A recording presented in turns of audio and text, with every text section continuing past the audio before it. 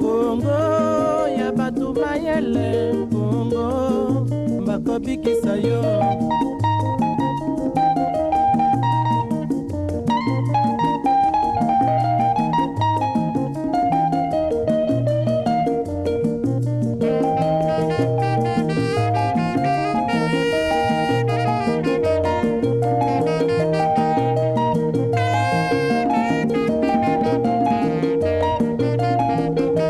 Bande ko balanzi ya Manziko TV pe ba misala bongo kolanda masolo na biso basangwa ekolo ezali bongo émission na bino e bakabongo na kokabola na bino bayimboka makanisi ya bana mboka na yango mokona lelo toye to solo la bongo na tina masolo etali bongo maponami ya solo toyebi ete mbula oyo ezali bongo mbula ya maponami 2023 ezali année électorale oyo biso banso tozali komilengela po ete toyeba bongo na kokende na maponami lelo tokobeta penza lisolo ya oyo etali penza maponami na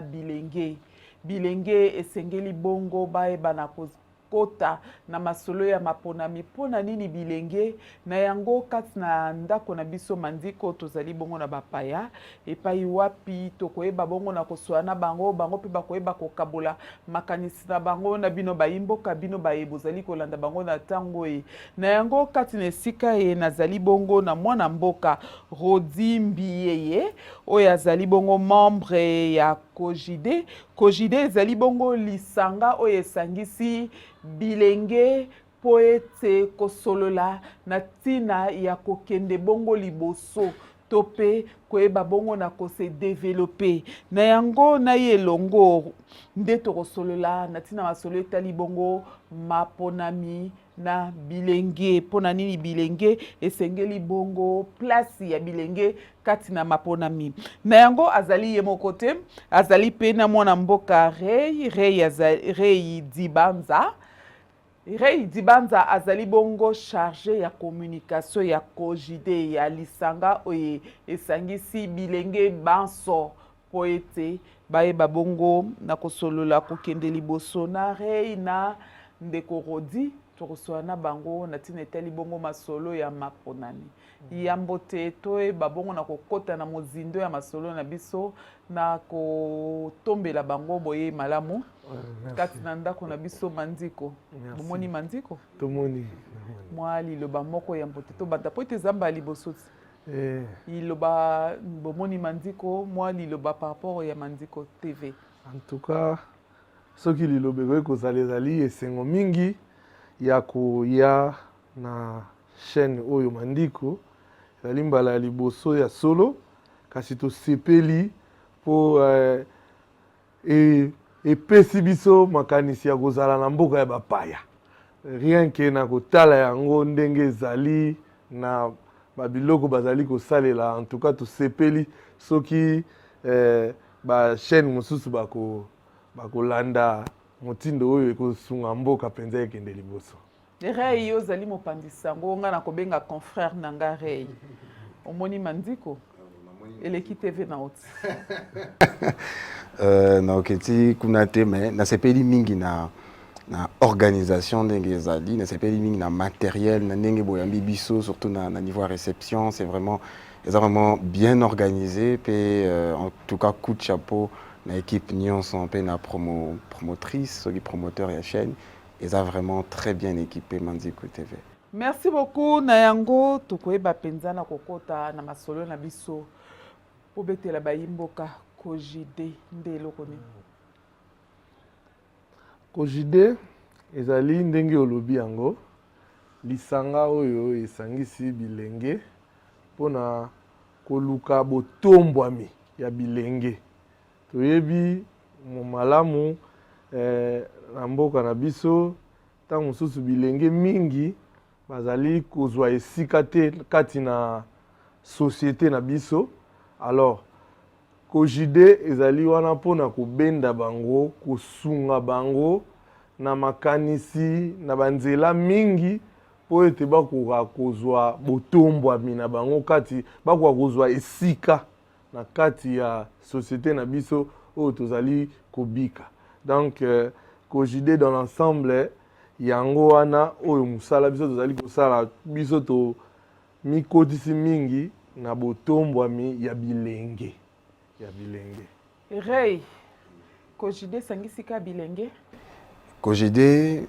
kanenge comment Kandenge Komami, donc COJIDE, coalition ya bilenge pour le développement. Et sangisi mingi bilenge. Et tokotala peut-être na mbalasima, ceux qui toko sangisa batum soso, mais et salami penza pour na bilenge, pour na koluka botum ya bilenge, pour tozo vrai na ba domaine moko distinct, toza na ba domaine social, toza na ba domaine ebelé ou tozo mekakotia mutu pour na ko permettre na bilenge au besoin intégré au baza membre ya COJIDE, non pas seulement membre mais OP baza zinga na biso ba koka bango pe ko tombwama na aide au COJIDE atieli bango voilà. Kasi lelo na ndako na biso manziko message ni bo memeli biso oyo tolingi toyeba. En tout cas toye pona tolobela makambo etali maponami kasi kati na bilenge.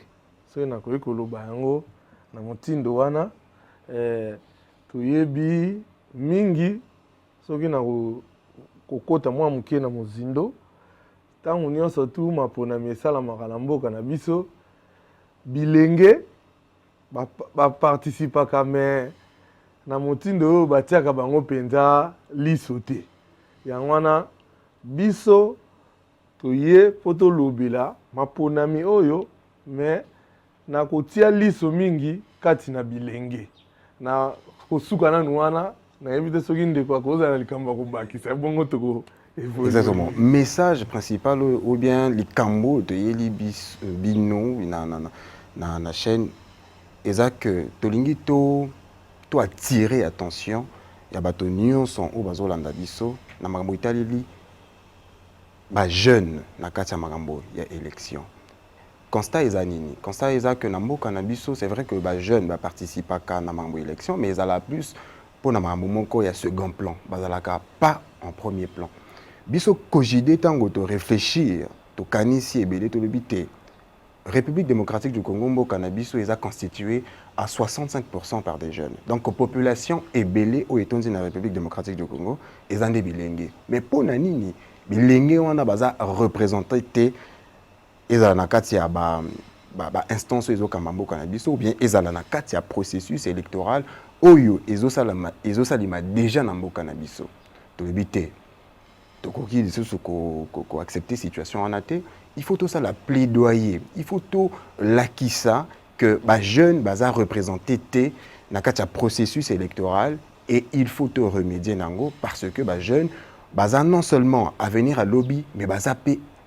présent ya lelo parce que pays où ils en a jeunes pays où ils en a ba jeunes au bazo salé la pona mboka na bango ezala pays moko ezala ka makasi ezala na terme économique ezala na terme ya financement parce que ba jeunes bazo contribuer na ba secteur nyonso mais pourquoi pas ko inclure bango pays na makambo etaleli ba élection donc likambo to yeli vraiment eza inclusion ou bien ko zo ba jeunes ko tia bango na kati ya processus électoral et yango wana ekosala ce que ba jeune basozala considéré bazala mise en avant et puis bango pe bakoka ko apporter mayele na bango pe énergie na bango en tant que jeune na kati ya makambo italeli maponeni ya mboka mwana mboka tamboza koloba bongo bozomona ete ba jeune ba mipesi te na tina makambo italeli maponami wana eza constat bino bosali te en tout cas nayebi te na kati yo maloba te mwana mboka en tout cas ko participer na élection oyo tokoti sikoyo tozokende ezali 4e cycle na biso électoral tozalaki na 2006 tozalaki na 2011 tozalaki na 2018 sikoyo toye na 2023 oyo mpona tozokoentame 4e cycle na biso ba jeune baparticipaka bayaka mais participation ya ba jeune ezalaki nini akei azwi carte de lecteur na ye po akende ko voter mutu moko oyo akobima lobi ba oyo bazotambolisa mboka mais souci na biso ezali nini tolingi te bilenge basuka kaka wana na kokendaka kopona bazozwa kaka mpona kopona mutu. Mais biso susi na biso ezali eke esengeli mpe bajeune bazala na kati ya bainstance oyo ezotambolisa mboka. Tala ndeti exemple moke na Assemblée nationale sur les 100% ya badepute oyo bazoconstitue Assemblée nationale na biso ya mboka,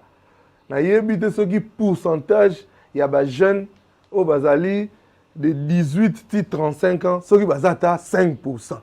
Nandimi te mingi soki otali okomona bapapa oyo basala bango wana kaka deja bazali. Motindo nini tokosunga mboka soki oyo bakoya kokamba mboka lobi bozotia bango pembeni. Yango wana biso susi na biso ezali ete bato oyo basalaka mibeko basunga bilenge bazwa possibilité ya kose présenter po bakotaka deja epai wapi ba décision ya mboka ezozwama bazala bayeba ndenge nini ya kotambusa mboka po lobi tango bapapa wana bakozala te bilenge bazwa esika mpona kotambolisa mboka. Do bilenge yango ntango bozoloba bilenge donc eza na age moko bino bopesi pasi nga nayebi ki bolenge eza ntina 70 ans. Ntango bino bobengi elenge boyebi ntango bozoloba bonga nazotala mais naomona nanga bajeune partout na parlement naomona bajeune na gouvernement naomona bajeune ce qu'on nomi tuna yango bajeune oyo nini bino bolingi bakote ya kogede oyo bajeune nini bilenge oyo biso tozolobela oyo biso ciblé eza bilenge oyo baza âgé entre 18 et 35 ans. C'est vrai que okoloba que moto aza na 70 ans akoki ko se considérer en tant que jeune parce que la jeunesse est d'abord ezalaka d'abord état d'esprit. Mais biso totie accent na bilingi ou baza 18 baza entre 18 et 35 ans parce que tozo considérer tranche d'âge wana comme oyo eza plus affecté na makambo etali mise à l'écart à ba jeune na kati ya déroulement ya processus électoral. Et pour nako zongi la lisusu na kati ya intervention ya ndeko Rodi ou awuti koloba eza très important pour na bilingi ba s'approprier ba zoua maponami ou à cœur parce que ninga lobiango babilenge bazo représenter grande population ya mboka na biso et sengeli bango bazala na kati ya opération ezo se dérouler au etalimi élection na biso po bango bakokoka koyeba difficulté oyo esengeli ko arranger par exemple ceux qui bakomi na représentativité ebele na kati ya parlement na biso ba loi nini il faut ba promulguer pona grande majorité de la population où ils ont mis à l'écart pour na robenga ngo ils la mise à l'écart à ba jeune ba jeune pemeni bazo inclure bangote na mamonyon so etalili élection eza discrimination sur na robenga ngo bongo. Est-ce que ça bango moko bilenge au bolobi de 18 à 35 ans bango moko nde ba mitie pembeni to batie bango pembeni pour être bango moko pe ba mi pesité. Alors ba mitie pembeni te. Il faut savoir que la loi nabiso, la loi électorale, n'engeza conçu, et favoriser bilengete pour s'inclure massivement dans le processus électoral. Donc, on a plus de problèmes au niveau du Parlement. Ils ont plaidoyer autour de ça, là, parce que COJD a déjà un plan, il y a élaboré un plan stratégique, il y a jeunesse où il faut soumettre dans différentes instances, il y a un cannabiso, et ils ont plaidoyer autour de ça auprès du Parlement pour que alléger la loi, simplifier la loi, pour que et permettre aux jeunes bango pe bakoko s'inclure massivement dans le processus électoral. Pour actuellement jeunes à se limiter à kaka par exemple botala makambo ningi zo salima ba enrôlement ba jeunes bazo participer na ningi c'est-à-dire que moto moko boya sangisi bato bon OK to kendenga nazo kende ko s'enrôler wana ba jeunes ba yeko accompagner mais wana pour moniter zo senga pe jeune yemoko pe ayebana ko lamuka na lingi ko bakisa na oyo ndeko alobi et puis elandama pe na mutuna outi ko bakisa sikoyo nazalaki na lisanga oyo eutaki seni autaki kosalisa mbaleleki cadre de concertation seni société civile kuna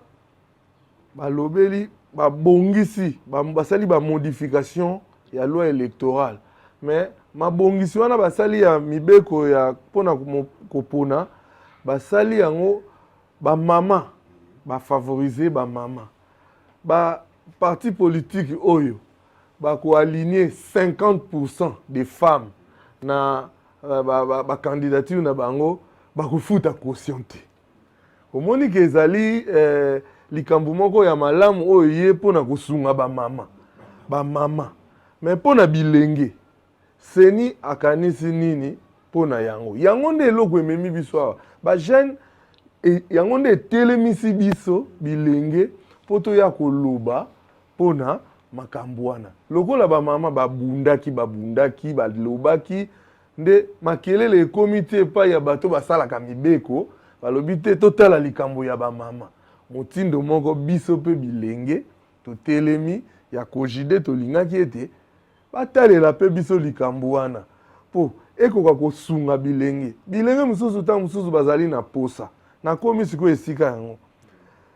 ntango nalobi kota 50% ya bamama baaligné bango na parti politique moko caution na bango baannule yango epesi bango possibilité bamama ebele base présenter mpona baélection mais mpona bilenge ndeti mpona baélection oyo eleki caution mpona kozala président de la république ezalaki $100,000 mpona kozala député national to provincial ezalaki 5 millions de francs congolais, donc dans les $2,500 mpona oparticiper boyebisa ngai bilenge oyo tozali na bamisala tozali kosala okangisa $2,500 omoni ke ezali mwa pasi yango omoni bamama mpe babundaki mpona likozi na bango biso mpe bilenge yango toye kotelema mpona cause na biso soki bakoki kosunga na mibeko oyo esalaki bajeune ebele basaline mpo posa ekoki kozala ntango mosusu mosolo ekoki kopesa mobulu mpona ndeko abimisa posa wana yango wana moni toye mpo tokoka ko bana mboka lolenge bino moko bauta koloba toza na 4e siècle ya élection na biso tozalaki na malumalu nanga lelo tokomi na kadima soki bokoki koyebisa biso na nyonso wana na kino lelo bino bomoni eleki ndenge nini na bilenge na lelo ekomi ndeni ya liboso soki nakoki koloba nakanisi bilenge bamikotisaki ebele na 2006 2011 2018 nalobelaki yango deja na mwa nsima ntango tobandi na 2006 2011 bilenge en tout cas bazalaki na posa bamikotisaki mpenza mingi mais découragement ezali koya malembe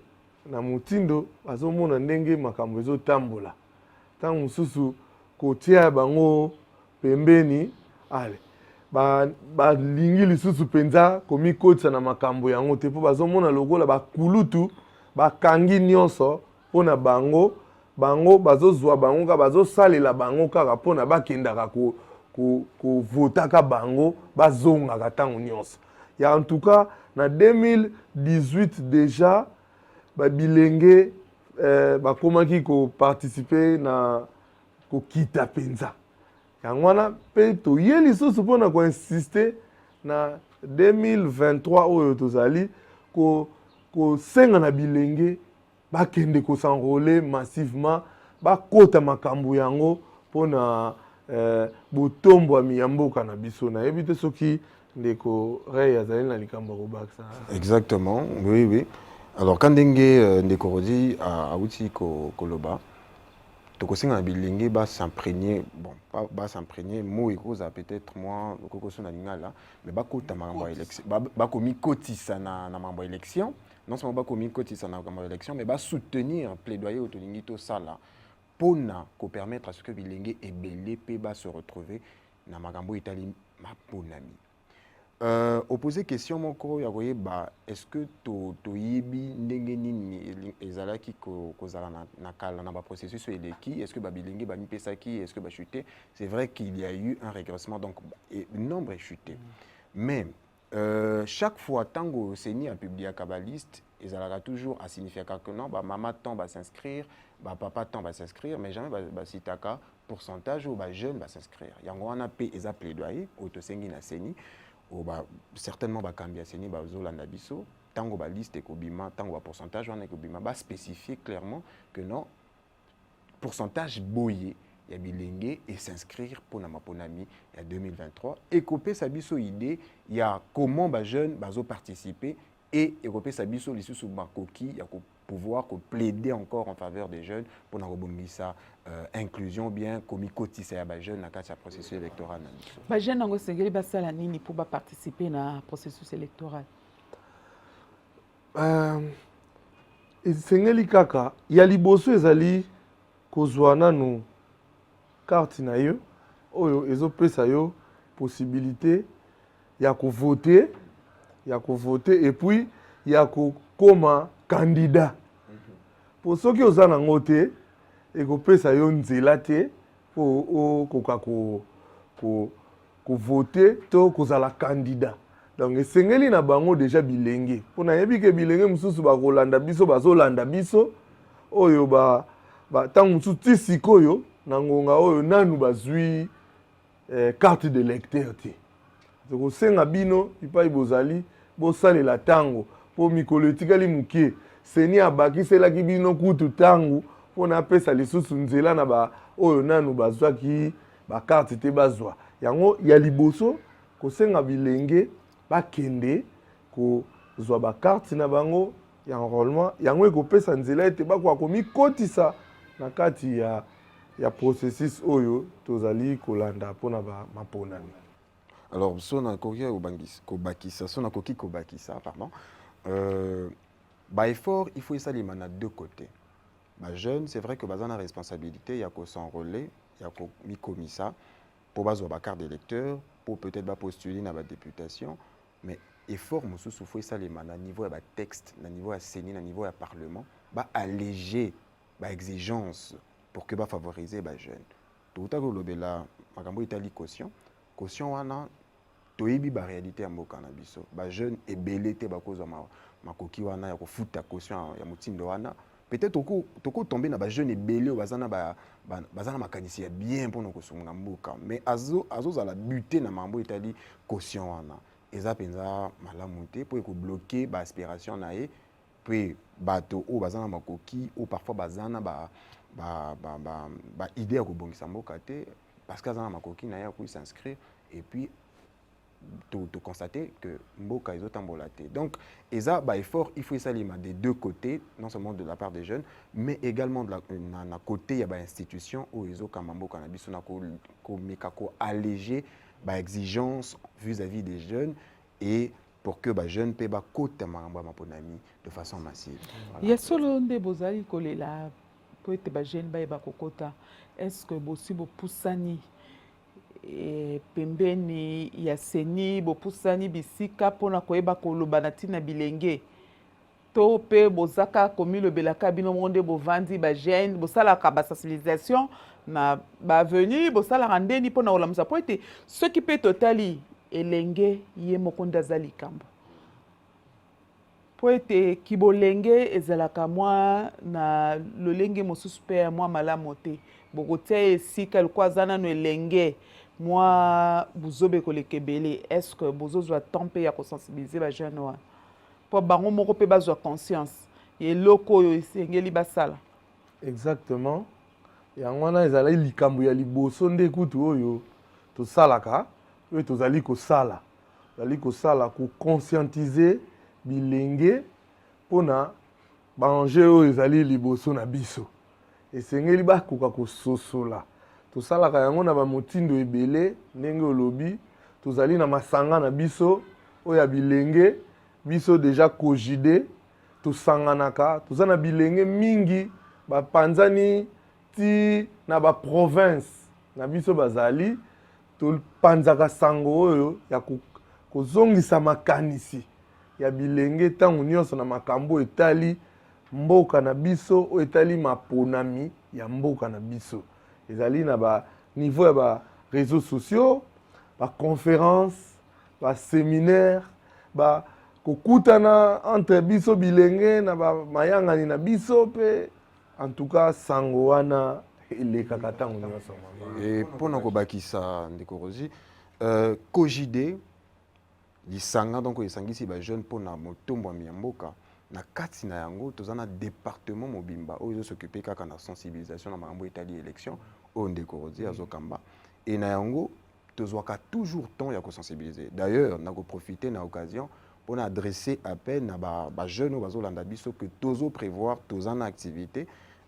tozana conférence munene tokosala en ligne. Premièrement ils en ligne ou tokosangisa ba jeunes pour na kopesa opportunité ya ba jeunes nyonso ba panzani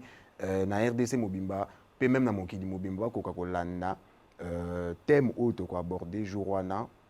étaleli ba enjeu électoral. Donc tozana sensibilisation makasi envers ba jeunes ko conscientiser bango que botala ce qui de réussir par exemple plaidoyer ou ba simplifier na ba jeunes mais bino en tant que jeune faut boza la conscient ya poids au boza nango po et kokoki kozala pe yo jeune okomi kokamba par exemple parti mobima ya Congo et kosenga na ozala na moralité bien. Donc wana eza premier événement et kosalima le 17 na ba réseaux sociaux na biso bokomona so botaper Kojide eza déjà prévu pour le 17 et kozala en ligne tokopanza ba lien pour bato ba se connecter et deuxième activité ko intervenir na la fin du mois où il y a toujours concerné sensibilisation à ba jeunes en matière électorale et kozala le 28 et tokosala ngo en présentiel yango wana tokosenga penza bato ba participer de façon na présence physique na bango pour toko inviter ba membres seni ba ya ko expliquer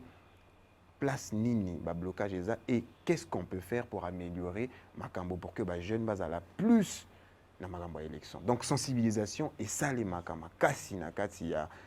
Kojide et tout qui d'ailleurs que ça lango na Lubumbashi où équipe de délégats qui équipe et kenaki kuna pona ko sensibiliser toujours ba jeune na makambo etaleli élection. Mais pour tout le monde était ba jeune ebele ba zolanda moi mo pepe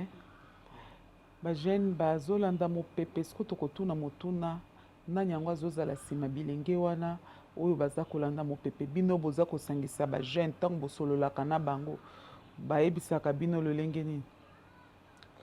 Mon pépé na sosoli malamu te. Ba jeune baza plus influencé. OK. Oui, influence et kozanga te. Vous savez, nous sommes dans un pays tozana na kati ya mboka oyo ezali démocratique. Donc moto na moto akoyana ba idée na yeso surtout ceux qui sont leader d'opinion, aza moto moko boya sala kombo, eza facile pour na ye na ko influencer ba masse. Et yango wana biso, il faut tout redoubler d'efforts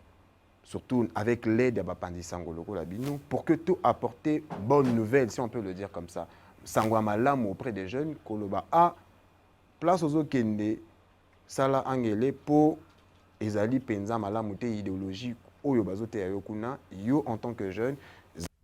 Malamu, Landanzelo Koki et Koki Kotombo, la Pobiso Tozo poursuivre développement. Kojide, ils poursuivre développement. Donc nous prêchons to lobelaka kamarambo italidi développement. Donc pour naba idée nyonso ekoki koya naba leader d'opinion ou ekoki ozala négatif pour naba jeune, biso tozo compter na puissance na biso la sensibilisation avec l'aide des médias pour nako mekakosa la barrière entre batuana bakoki ko bungisa peut-être jeunesse na ba jeune na biso na kusenga na bilenge bazali kolanda biso eloko moko na nzela na motuna oyo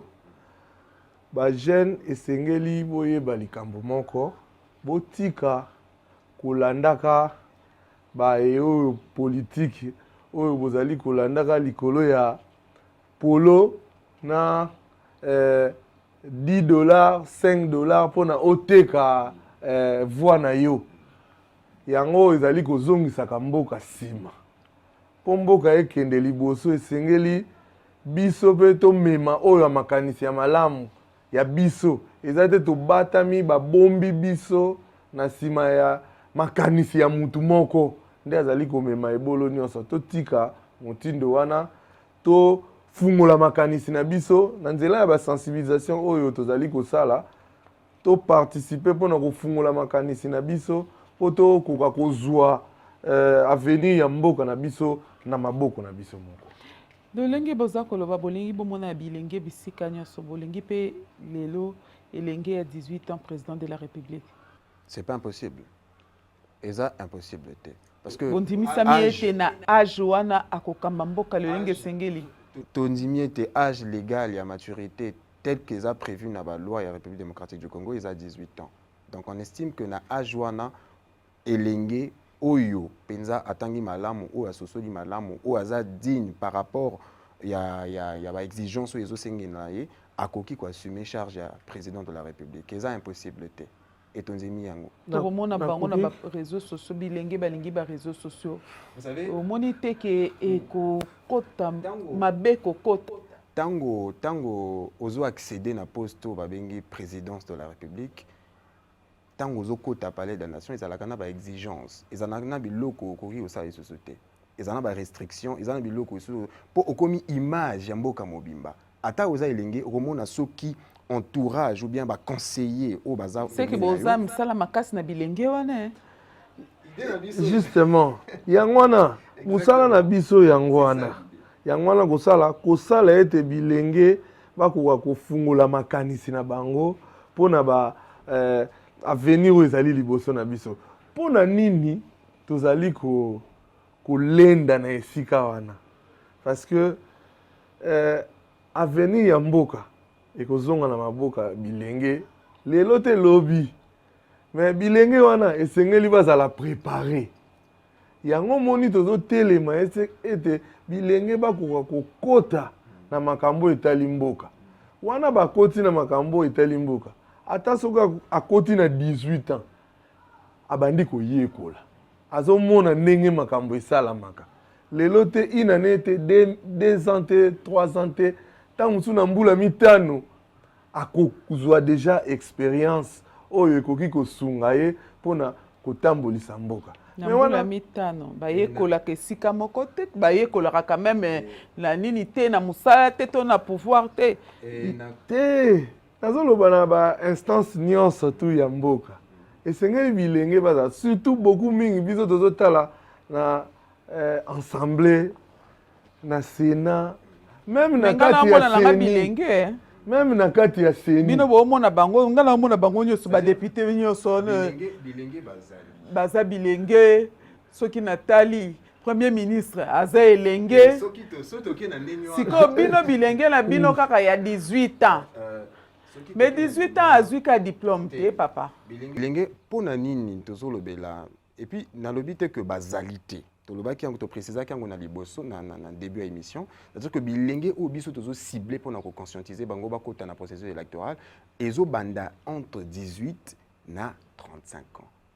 Moto oyo aza or âge wana ti likolo akoki ko se considérer jeune, akoki ko se considérer elenge biso toza na problème na yango te. Mais biso auto ciblé auto moni que baza ebelé et puis baza et à l'écart du processus électoral eza bato baza âgé entre étude ni bosala ki pona kozwa ba résultat o bozozwa lelo ke bilenge wana baza négligé bilenge wana baza te kasi yango ezali musala na biso wana tosanganaka na masanga ya bilenge ba masanga mususu oyo basalaka musala moko na biso tosololaka ba masolo wana tokona kotuna mituna nde tozali kokangisa wana nyonso tomoni ke tala boye sondage et salamaki par échantillonnage, c'est-à-dire que tu dois qui échantillon ba jeune te poser la question au essengeli te poser et c'est grâce à ça que nous avons sorti cette conclusion de dire qu'il y a une faible représentativité non seulement na kati ya ville à Kinshasa mais eza na République démocratique Mobimba, République démocratique du Congo Mobimba. Donc ils ont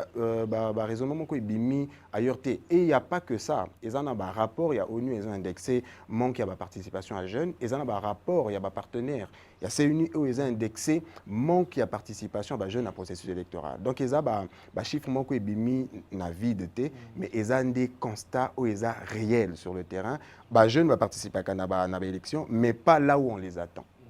Voyez, pas là où on les attend et pas là où nous, en tant que jeunes, on aimerait les voir. Toujours, c'est la bango na processus mobimba. C'est-à-dire que na enrôlement, oui, na bateau, bazo sa opération à saisir, oui, na ba chef d'antenne, au bazala ba jeune, toujours c'est la bango wana, na ba chef il y a département mobimba, il y a bazo gérer administration mobimba, ya seni bazala wana. bazala na ba niveau nyonso, bazala ba député, bazala ba candidat député, bazala partout où où processus électoral les se dérouler. Yango wana eko satisfaire pour ça na biso. Et pour arriver à ces fins, pour nous comme un objectif, et c'est à ce que la loi OESO existait et simplifier le tâche. Pourquoi ça y a pour na maman, ça y a pour na personnes handicapées, mais pourquoi pas que ça y a pour na jeunes. Donc ça y a plaider pour na likambo wana. Moi namboka so to lobito tout na rôle ya bilenge avant, après et pendant l'élection et sengeli na ezalani bilenge bango ndenge ndeko alobaki bazo constituer 65% ya population ya mboka na biso. Mama journaliste kanisa nanu soki déjà participation ya bilenge ezali faible, c'est que eko-influencer processus mobimba en son entièreté parce que bato bazali mingi ezali nde bilenge. Yango esengeli bilenge bakota. Soki bilenge bakoti tozozela bango rôle na bango. Ndenge papa Rey ndeko Rey alobi na ebandeli ya makambo nyonso. Na kozwa carte na bango na motindo malamu na kokende kopona to na komikomisa ye moko candidat po bapona ye na kosala même na kati ya ba bureau de vote oyo mingi bilenge otomonaka bazalaka okomona bazali ba témoin oyo ba parti politique ekamati batie wana bapesi ye mo eloko yo landelaka biso mais ntango nini bilenge bango mpe bakozwa ba témoin na bango po balandela bango makambo po na bango yango wana donc souci na biso ezali ete bakota na makambo nyonso na bisika nyonso oyo wapi makambo ya maponami ezosalama bakoka kotia loboko na bango na kati po makambo ekoka. Et tu as insisté dans le fait que les Camerounais ont makaka soki ba instance sont en place au basala mimbeko ba simplifier tâche na ba jeune. Siko bilenge wana yemoko na tango bazali kolanda bino avandi na ndako na ye esengeli asala nini pour a participer bongo na processus wa ya liboso kozwa ndenge na lobaki po na kota na kati ya makambo nyonso esengeli azwa carte na ye yango ekofungola nzela na oyo nyonso etikali nakanisi soki na mukuse na koyekoloba yango wana. Deuxièmement, ba oyo bazana makoki yako mikomisa par exemple un candidat ba hésiter ba kende ba vu que pour l'instant moi mibeko ezo permettre na motonion santé ou bien au bazana makoki vraiment ma capacité ba komikomisa mais au bazana makoki ba ko hésiter ba komikomisa ba candidat et ba mobiliser ba jeune pour ba voter bango parce que ezana le na phrase moko lo ba na français. Si vous ne vous occupez pas de la politique, la politique s'occupera de vous. Donc, peu importe place au bazar, il faut s'occuper de la politique, s'imprégner et participer dans le processus électoral. Pour participer dans le processus électoral, c'est qu'on a carte électeur, qu'on mise à la candidat, si possibilité ezali. Ko zala moto o azo landela o afongoli miso o azo landa soki makambo ezo leka bien na processus électoral o akoki ko dénoncer pe eloko ezo leka bien te na processus électoral eza yango wana ko komikotisa na processus électoral donc ozala pe observateur externe ya seni ozo tala awa bongote boni boye tutu eza droit na ye en tant que jeune eza droit na ye en tant que citoyen congolais. Donc eza biloko ba jeune en tant que ndenge bazali bakoki ko sala déjà avant que bien sûr ba instance eza en place ba améliorer ba loi pour na ko permettre à ce que ba jeune bazala plus représenté na makambo ya élection. Motuna moko yelinga itango za koloba na lobi ete elenge po ete bino boza ko beta sete na elenge ya mbula zomi na mwambe kino na tukumisatu na mitano elenge wana auti kozwa diplôme bala moko candidat nzambe pe ataka loboko te député bondimisami ete elenge wana ko continuer kotanga. Il y a un dicton, je vous rappelle, bon, ezana likambo bato mayele, hein, balobi na français, hein, en français, pour les âmes bien nées, la valeur n'attend point le nombre d'années. Nakani c'était ceux qui mutuana ou bien ceux qui elenge wana abi bongise malamu. Eza impossibilité akamba koleka même ba o union so ba précédent. Atako atangi na ete. Attaque atangi na ete. Azotambolaka na palissade na esili Te mam wana tokopé sa vision péjorative ya jeunesse. Na kibolenge nyoso tango ekosala esili. Nalingi to s'accentuer plus na oyo elenge na énergie na ye na mayele na ye oyo eza nanu sika okoki ko apporter en tant que jeune. Parce que il faut pas tout réduire ango, tout réduire participation à ba jeune comme na sens moko ya immaturité oyo ekobebi sa makambote. Jeunesse na ye eza à tout pour la République démocratique du Congo. Et l'engagé en tant que jeune, c'est vrai qu'on va pas plus pousser les jeunes au bazar à 18 ans, bah comme bah député et tout ça. Mais ceux qui est commis bongo et qu'il est bien entouré, il est bien cadré, à cause ça la roleka, bah eux même bazali. Pour azana énergie, il y a cause ça là. Puis ceux qui azana sage. Na lingi na bakisa eloko moko ndeko journaliste. Esengeli oyeba ete ba koko na biso to ba papa ya biso ba bazalaki kutu ba D6 te bazalaki kosuka na ba D4 mais wana asilisi wana soto bito kota abandi dossier wana soto bito kota dossier to kota na éducation kati yango wana éducation ya kuna na ya lelo D6 ya lelo ozwina ba o wana différence ya makasi lelo penda to loba ekita bon olingi so tolobi tokota dossier tokobima na mapoma solo na bino eza maponami me napesi yo ka ndakisa so tolobi tokota tolanda batata na biso lolenge batangelaki na lelo na biso bana lelo ya solo tokokota kuna te mais esengeli oyeba mpe kaka ata na ntango ya bapapa na biso wana oyo mpe bazalaki mpe kaka mayele te bazalaki mayele te donc cela veut dire quoi kaka na ba D6 oyo ya lelo na système et enseignement na biso ba oyo pe bazo bima que azana mutu la une tête bien faite bazali nakozolo exemple moko palpable na histoire ya République démocratique du Congo azala ki elenge mais yinde moto impulsa ki changement peut-être impulsa ki liberté ya République démocratique du Congo l'un des pères de l'indépendance Patrice Lumumba o azala ki jeune makasi koleka et empêcha qui était à œuvrer pour que la République démocratique du Congo ait son indépendance.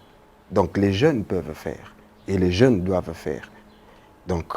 jeunesse est à handicapé, mais au contraire est allé à tout. Et en gros on a tous ces jeunes bah kende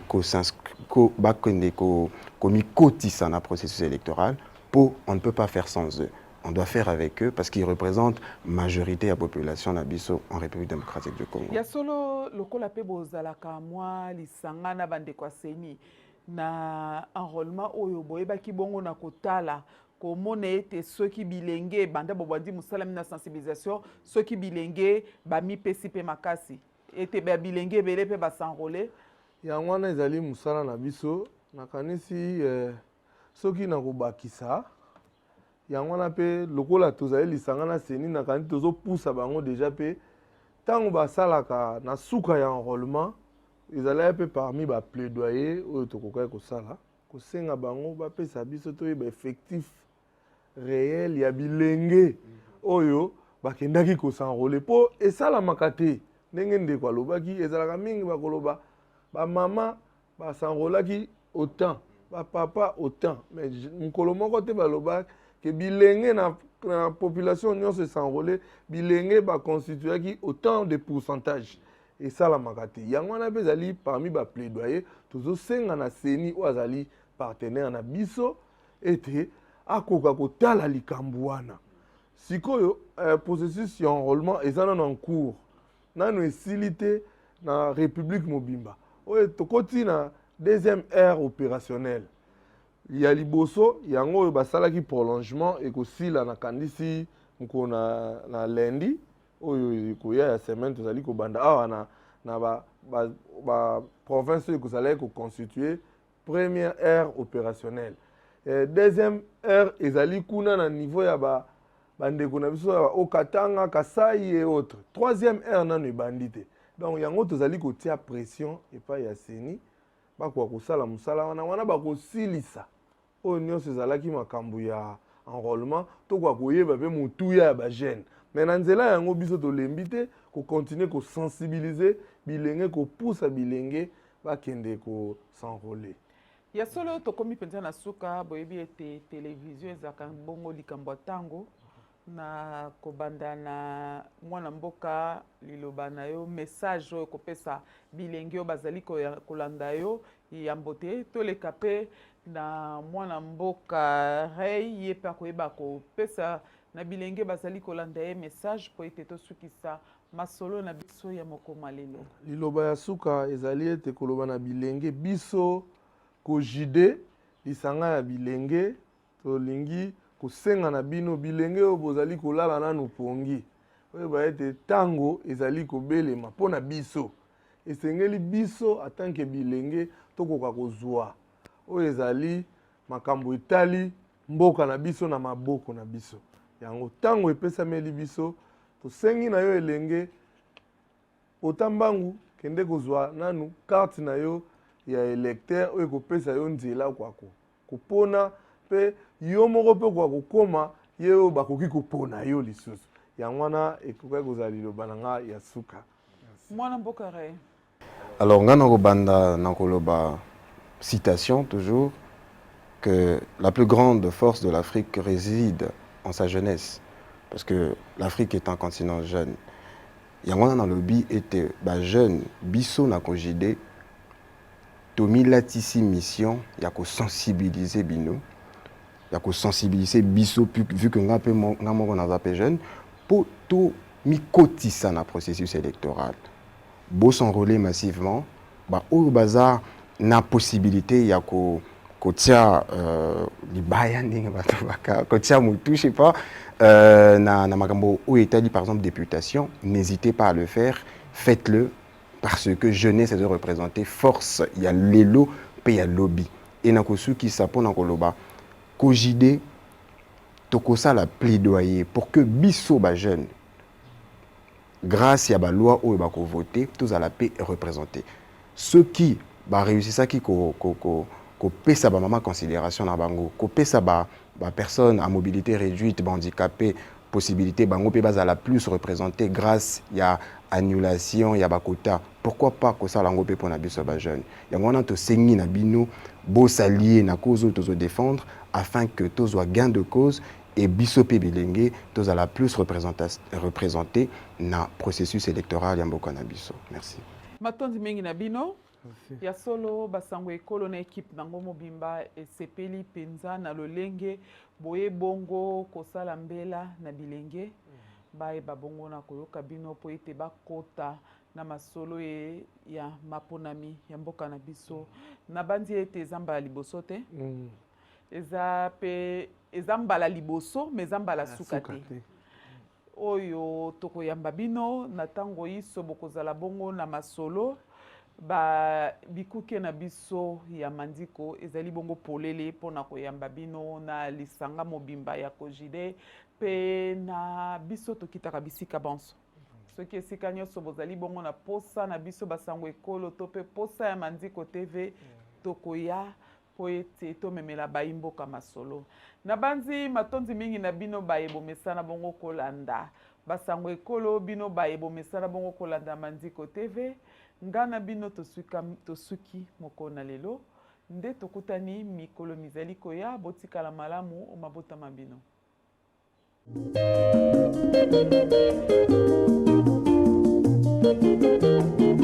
Bongo ya batu mayele bongo bakobikisa yo